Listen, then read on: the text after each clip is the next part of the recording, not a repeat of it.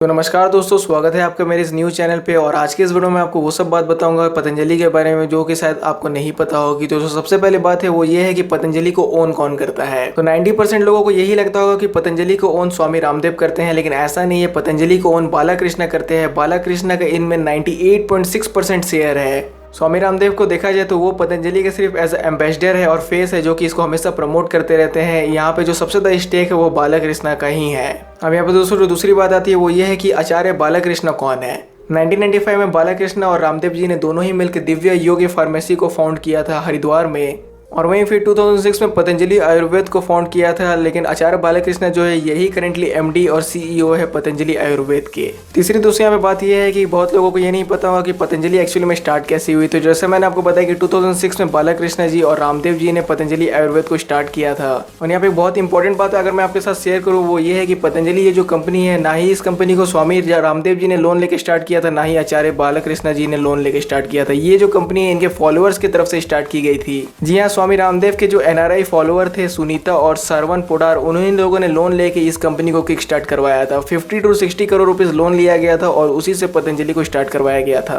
और वहीं आचार्य बालाकृष्ण जी का आज भी अगर आप कोई भी बैंक अकाउंट देखोगे तो उनका कोई भी पर्सनल बैंक अकाउंट नहीं है। और वहीं दोस्तों 4 नंबर में मैं आपको ये बताता हूँ कि पतंजलि जो है ये रेवेन्यू अर्न कर रही है कि नहीं, अर्न कर रही है तो कितनी ज्यादा कर रही है। तो पतंजलि ये जो कंपनी है 2012 में इसकी जो टर्नओवर थी वो 450 करोड़ रुपीस थी, यानी 65 मिलियन यूएस डॉलर रुपीस थी। और वहीं 2015 से 2016 में इस कंपनी की जो टर्नओवर थी वो 5000 करोड़ रुपीस थी, यानी 720 मिलियन यूएस डॉलर इस कंपनी की टर्नओवर हो गई थी।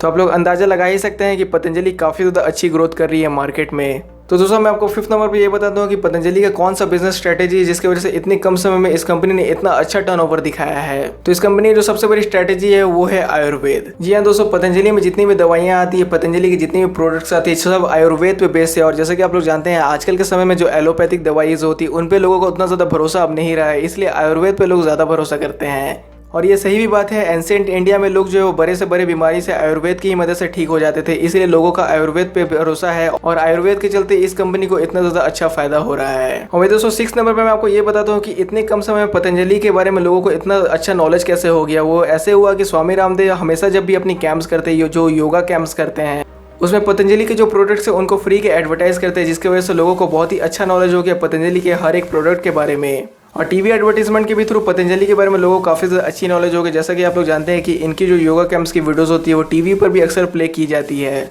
और वहीं वीडियोस के बीच में जो कमर्शियल एड्स आती है पतंजलि के बारे में, उसी की वजह से लोगों को पतंजलि के बारे में इतनी अच्छी नॉलेज है। अब दोस्तों यहाँ पे मैं आपको 7 नंबर बताता हूँ कि पतंजलि एक्चुअली में लोकेटेड कहाँ है। बहुत लोगों को लगता होगा कि दिल्ली में ये कंपनी लोकेटेड है, लेकिन ऐसा नहीं है दोस्तों। इस कंपनी की जो प्रोडक्शन प्लांट है वो हरिद्वार उत्तराखंड में लोकेटेड है, लेकिन वहीं इसकी जो रजिस्टर ऑफिस है वो न्यू दिल्ली में लोकेटेड है। अब दोस्तों मैं आपको 8 नंबर पे बताता हूँ कि पतंजलि कौन कौन टाइप्स के प्रोडक्ट्स ऑफर करती हैं। तो देखा जाए तो दोस्तों पतंजलि हर टाइप के प्रोडक्ट्स ऑफर करती है, खाने से लेके स्किन के लिए हर टाइप की प्रोडक्ट्स ऑफर करती है, जैसे बॉडी लोशन, अगरबत्ती, oil, cereal, diapers, honey, toothpaste, noodles, हर चीज आपको पतंजलि में देखने को मिलती है जो कि आयुर्वेद के माध्यम से बनी रहती है। यानी हाउस होल्ड आइटम से लेके स्किन आइटम से लेके मेडिकल आइटम्स, हर चीज पतंजलि के पास आपको देखने को मिलती है। वही दोस्तों अगर 9 नंबर में मैं आपको बताऊँ कि पतंजलि की वैल्यूएशन कितनी चल रही है, तो पतंजलि की जो करंट वैल्यूएशन है ये 1.5 बिलियन यूएस डॉलर से भी ज्यादा है। जी हाँ दोस्तों, जैसा कि मैंने आपको थोड़ी देर पहले बताया कि बहुत ही कम समय में इस कंपनी ने जो है 5000 प्लस करोड़ टर्नओवर अर्न किया था, इसलिए इस कंपनी की जो अभी वैल्यूएशन है वो बिलियन के भी पार चली गई है। और यहाँ पे मैं आपको 10 नंबर पे ये बताता हूँ कि पतंजलि आने के बाद कौन कौन सी कंपनीज को लॉस का सामना करना पड़ा है। वो है Colgate, Pepsodent, Dabur, Fortune, mother dairy, PepsiCo, beauty brands like lux, Sunsilk, ये सब बहुत सारी कंपनीज जो है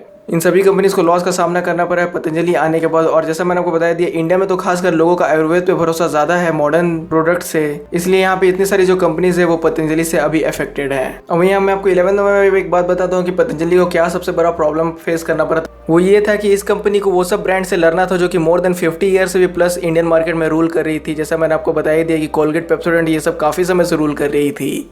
तो पतंजलि के लिए यहाँ पे बहुत बड़ा चैलेंज था इन सभी कंपनीज को टक्कर देना, लेकिन यहाँ पे जैसा मैंने आपको बताया दिया कि पतंजलि ने ये सब सभी कंपनीज को काफी ज्यादा अच्छी कंपटीशन दी। और मैं दोस्तों 12 नंबर पे मैं आपको एक चीज बताता हूँ जो कि पतंजलि के साथ अच्छी नहीं बीती थी। जैसा कि आप लोग जानते हैं कि जो कंपनीज कितनी भी ज्यादा प्रॉफिट कर ली, कुछ ना कुछ उसके साथ खराब होती ही है। जैसे कि पतंजलि की जो दवाइयाँ हैं नेपाल में भी सेल होती है, लेकिन जून 2017 में क्या हुआ कि Nepal department of drug administration ने क्या बोला कि पतंजलि को जो 6 अपनी मेडिकल दवाइयाँ हैं इनको जल्द से जल्द मार्केट से हटा लेना चाहिए, क्योंकि इनकी जो क्वालिटीज है वो काफी ज्यादा पुअर है, जितनी होनी चाहिए उतनी नहीं है। तो दोस्तों यही वाला कंट्रोवर्सी हुआ था 2017 में नेपाल में पतंजलि के साथ। तो बाद में ये कंट्रोवर्सी फिक्स और सॉर्ट आउट हो गई थी। तो यही सब कुछ बातें थी जो कि शायद आपको पतंजलि के बारे में नहीं पता थी। तो अगर आपको ये बातें सही में नहीं पता थी तो आप वीडियो को जरूर लाइक करिएगा, और अगर आपको इस कंपनी के बारे में और भी नॉलेज है तो जरूर कमेंट सेक्शन में लिख के शेयर करिएगा। तो अगर आपको वीडियो पसंद आता है तो वीडियो को लाइक करिएगा, चैनल को सब्सक्राइब भी करिएगा। आपका वीडियो देखने के लिए थैंक यू।